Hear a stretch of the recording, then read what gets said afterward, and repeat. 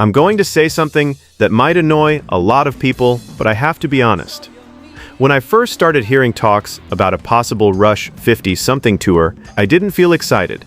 I felt uncomfortable, because in my mind, I kept going back to one fact that nobody can ignore. Since the passing of Neil Peart in 2020, Rush has never been the same, and honestly, it can never be the same again.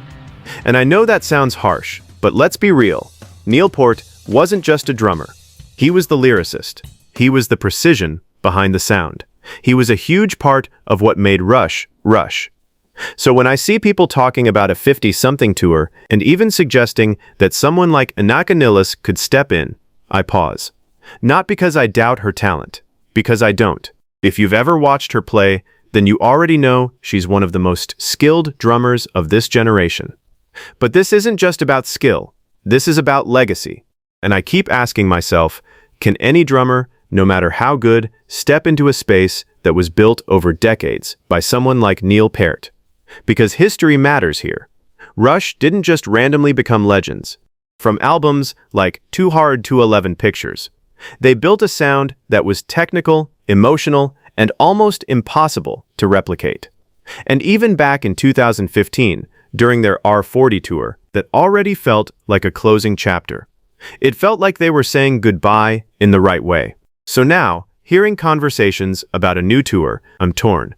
Part of me is curious, but another part of me is asking a question I don't think enough people are asking. Are we trying to continue a legacy, or are we risking it?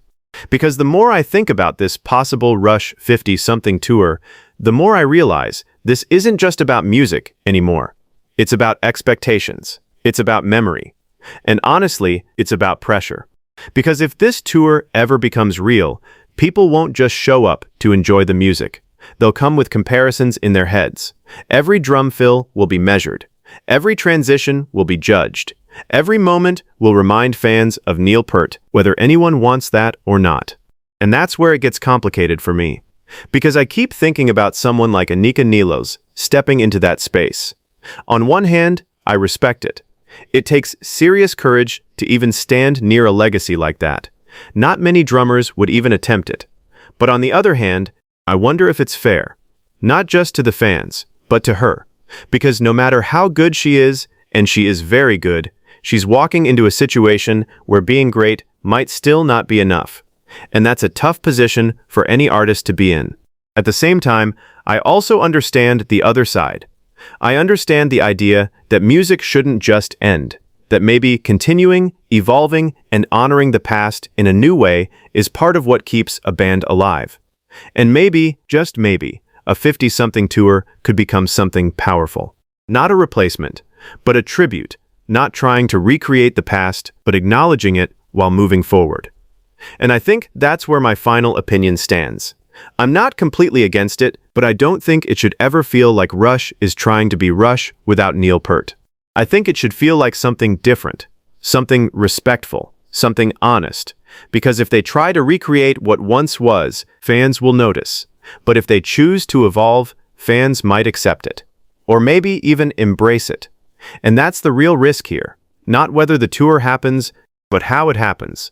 Because this could either be remembered as one of the most emotional, powerful tributes in rock history, or one of those moments where people quietly say they should have just left it the way it was. And honestly, I'm still not sure which one it will be.